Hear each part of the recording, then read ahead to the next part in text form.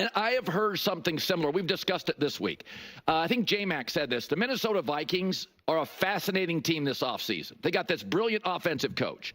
They have Sam Darnold, a reclamation project, who until Sunday was in the MVP race. And then they brought in Daniel Jones in November, and then they drafted J.J. McCarthy. Well, according to Jeff Howe of The Athletic, J.J. McCarthy would rank over Shedeur Sanders and Cam Ward by several executives and coaches. That is what I have heard. That is what I have heard from people I've asked, that J.J. McCarthy would be higher ranked than the two quarterbacks. Doesn't mean everybody's right or my sources are right, but that's what you're hearing. And that's why this game for Sam Darnold against the Rams is fascinating. And there are times I get nervous for young athletes because I know so much is on the line. Think about Sam Darnold, Southern California kid, when he plays the Rams in L.A. It's a $100 million football game. Kevin O'Connell could lose it, so what? McVay could lose it, so what? Stafford could lose it. If Sam Darnold loses, plays poorly, I mean, that people are going to make a decision that it's just all Kevin O'Connell and Justin Jefferson and Jordan Addison. And in the end, the elite competition, big stage, he couldn't handle it. The market dries up. I don't even know if the Vikings keep him. But if Sam crushes, he's either getting franchised for a year in Minnesota, I would guess. Maybe they sign him to a contract franchise, or he goes to the market, and you got teams like the Raiders now that don't have a great draft pick. They may spend a fortune on him. And I wouldn't doubt it. So it's a $100 million game. And here's the thing that is cruel and unfair in sports, but it is a fact. Sam Darnold was one kind of quarterback for 6 years. Super athletic, big arm, but reckless, too many mistakes in big spots. That's what he was. And that's where my brain goes and your brain goes and general managers' brains go when we see the Detroit game. Okay. So let's talk about this, because there's a lot to unpack. I mean, I agree with Colin in terms of, a lot does come down to this game, unless Kevin O'Connell doesn't think so. I think it all stops and starts with Kevin O'Connell. I do think in terms of public perception, and maybe Kevin O'Connell, that if Sam Darnold really does not play well in this game, there will be some hesitation. There will be some doubt, again, especially publicly in the media and fans, etc.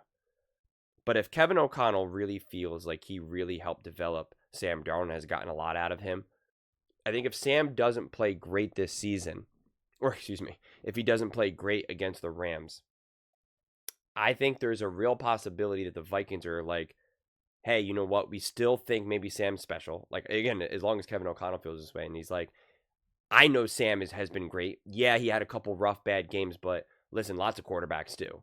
And this is his first playoff game, et cetera, et cetera. These things happen. I want another year with him. I could see that being very possible. And then it is kind of like potentially a Jordan Love, Aaron Rodgers situation, although very different because of how young Sam Darnold is, and quite frankly, how young J.J. McCarthy is too at this point. McCarthy could literally sit for a couple years and still be younger than Jaden Daniels and Bo Nix. Now, that's a real thing. Youth is a real thing. And I know a lot of people are like, you got to take advantage of the rookie contract and stuff like that. There's no magic to that. You got to take advantage of who's the better quarterback. And again, that's why it all comes down to Kevin O'Connell. What he thinks. Does he think that J.J. McCarthy, and I might say Mike McCarthy a couple times because I just made a Mike McCarthy video, J.J. McCarthy, it all depends on what Kevin O'Connell's evaluation is of him. And again, you have a roster that can win now, clearly, obviously.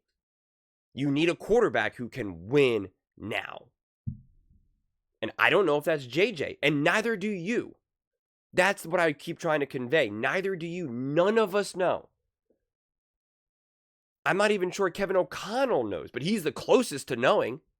And that's why it has to be in Kevin O'Connell we trust. Like, seriously. If you're a fan, I really so strongly encourage you to be like, whatever Kevin O'Connell decides, man. And you should be hoping that the GM, owner, anyone else that has any say in making decisions, you just say, I hope they just listen to O'Connell. I give him, that's why you pay him, to be able to make those decisions, to be able to evaluate it. But if Sam Darnold balls out and plays great, throws for 320 yards, 3 touchdowns, no picks, and made a couple oh my God, did you see that throw? He was off 1 foot, falling to his side, avoiding a hit. You're like, okay, here we go, man. He's our quarterback. And if he plays bad, if he has 1 touchdown and 2 interceptions and some really bad throws, you had Jefferson wide open and you just threw it over him, yeah, you're going to have a lot of pressure to have people be like, nope, Sam's not him. Move on. But to think that Kevin O'Connell was able to do this with Sam Darnold within 1 year, to think that there's still not more room to grow, is kind of crazy. I mean, we've seen Patrick Mahomes struggle in playoff games, in Super Bowls. We've seen Josh Allen struggle. Lamar Jackson struggle. Joe Burrow struggle. These are the top quarterbacks in the NFL. We've seen Jalen Hurts. We've seen Dak. We've seen all of them struggle in big moments, in big games. So it shouldn't all come down to just one game for Sam Darnold. I understand why. Because of him playing in the league for 6 seasons, or, whatever the official number is. I forget now at this point. So I get it. But that's where you got to ignore the noise. Like that one saying is, if you listen to the fans in the crowd, then you will eventually join them. And that's no disrespect to fans, obviously, but there's some saying that they have for coaches or the front office, whatever it is. And some of it is true. Because at the end of the day, these guys do know more than you and me. They just do. Kevin O'Connell knows more about football than I will ever know in my entire life. That's why I still always laugh. I'm ever like, why didn't they run the ball more? And it's like, who am I to tell Kevin O'Connell? And I still go back and forth between even wanting to make those statements. But at the same time, that's part of the fun of being a fan. It's trying to bridge what we think should happen. And sometimes we are right. Sometimes, again, the Baltimore Ravens objectively had a terrible game plan in the playoffs last year against the Chiefs. And no, I've never coached in the NFL, and I was never a running back in the NFL. But to me, it was still very obvious. It's kind of, sometimes you can see it. Just like how sometimes you can see an obvious penalty, and yet the referees who are on the field don't even see it. Or we see at home, oh my God, he clearly stepped out of bounds, throw the flag, and then the coach doesn't throw the flag, or the coach doesn't call a timeout, and you're like, I would have called a timeout. Why didn't you call a timeout? So sometimes the fans get it right. Sometimes sitting at home on TV with a lot less stress there, you can get it more correct sometimes. Again, that's the fun part of sports.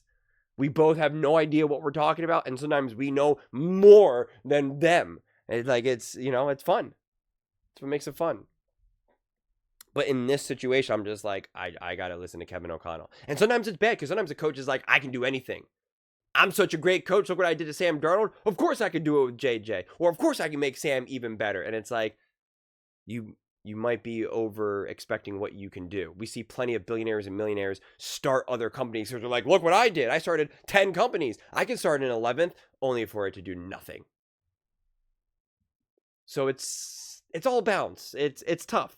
That's why you need multiple voices. That's why you need football heads and non-football heads. That's why a lot of these teams are run by people who not only know football deeply, but also don't know football. And they bring a different perspective. You need to kind of have this view from 360 degrees. So the conservative path is to keep Sam for another year. And I think if he plays poorly, it's easier to do that, because then you don't feel bad franchise tagging him. Because you're like, hey, man, you did not play good against the Rams or the Lions. We want you here. We believe we can still do good with you, but we're going to have to franchise tag you. Whereas if he balls out in and he plays 2 more games and balls out and plays great, it's a harder sell to be like, hey, thank you so much. We're going to franchise tag you. Because he's going to be like, what the heck, man? I won a playoff game. I balled out in the next playoff game. It wasn't my fault we lost. Defense gave up 30 points, whatever it is. It just becomes a little bit maybe harder of a sell. one of the worst things, and I say this very gently, very loosely, is like if he plays like pretty good, like 240 yards, a touchdown, you know, a bad throw, but nothing crazy, and they win or they lose, you know. But again, you can't really blame him, but you can't really say that he elevated either. Then you're kind of like in this more in between. You're like, what do we do here?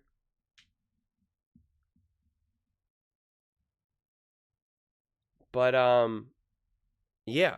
Again, it all depends on how conservative and aggressive you want to be, because you could trade McCarthy and get a lot for him, but then you have to really make sure that Sam Darnold is him. Or you can be a little bit more conservative and just keep them both. Or you say, you know what, Sam, this was great. I'm so happy we were able to have this season, but we are going to move on. I mean, like, obviously those are the options. And why I'm not 100% confident saying this is what you need to do is because I have no idea how good J.J. McCarthy is going to be. Again, none of us do. We have not seen him play. We have not seen him develop. We have no idea how well he's grasping the NFL right now, how much he's grasping the playbook, the conversations that he's having. For all we know, he's been a punk. Obviously, I don't think so, but I'm saying we have no idea. He's been lazy, or he's been the hardest worker in the game, and he's talking to Kevin O'Connell nonstop. Like, I mean, we really have no idea. We can hear some reports here and some reports there, but we really don't know. We have no idea. And for all we know, Sam Darnold really is him. And yeah, he had a couple rough games. So has every quarterback ever. Maybe Kevin O'Connell and him have an amazing relationship, and it just works. So I continue to be more of a passive observer of this rather than this, you know, absolute, like, this is what needs to happen.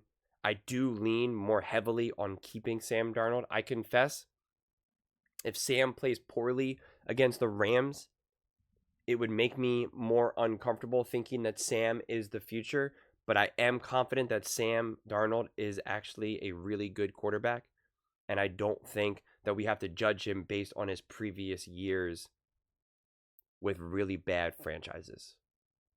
I just don't think. What have the Carolina Panthers and the New York Jets done? What have those coaches and those players around them done? Nothing. Absolutely, positively nothing. Don't judge me for who I was in high school or college when I was partying and this and that, when I was, you know, had no idea how the world worked, was completely broke. Like, don't judge me on that. Don't judge me when I was in a toxic relationship, when I worked an awful job. I'm a completely different person, man. Completely different person. Don't judge me on those years. Don't judge me at my worst. Don't judge me during that time period. That's not who I am. So throw that all away. Because in a lot of ways, it's really irrelevant. I understand. Sometimes it's an indicator of what could happen in the future and the present. I do. It's not to say that it's completely irrelevant. So I don't mean to paint it that strongly, but sometimes you do. Sometimes you do need to kind of like shake it and be like, I don't care what happened in 2019. It does not matter. I don't care what you did with the New York Jets. I do not care. It means nothing. And we know that because if we go back to those years and said Sam Darnold could do this with the Minnesota Vikings, or even before Kevin O'Connell, will say like Andy Reid, everyone could universally accept that Andy Reid's a great coach. People would still say, no, that's not possible. And yet they would be so confident. Go back in time, make a video in 2020 or 2019, whatever, and say if Sam Darnold went to Andy Reid and the Kansas City Chiefs, he would be a top quarterback in the NFL. And people would say, you're a clown. You're a fool. You have no idea what you're talking about. What an insane statement to make. And yet it would obviously be accurate because we see what he's doing with Kevin O'Connell. So don't be so firm in the conclusion that you could draw based off of what happened in the past. But those are just my thoughts. I'd absolutely love to hear yours. What do you guys all think about the Minnesota Vikings? How much pressure is on Sam to succeed? And what do you think the Vikings should do? Sam, there is a ton of pressure on you, man. I feel it. I hope you can rise to the occasion. I really, really do. Let me know in the comments below. I read every single comment. So whether you agree with me or disagree with me, either way, let's get in some discussions. Let's get in some fights. But ultimately, let's just have some fun. And please do consider subscribing. We're building an amazing community here, and I'd absolutely love to see you part of it. I want to build something that we all genuinely feel connected to. Something that we're really excited to be part of. I think we're well on our way to doing it. And please don't forget to give this video a thumbs up, as it really does help with the visibility and the algorithm. Thank you so much. See you next time.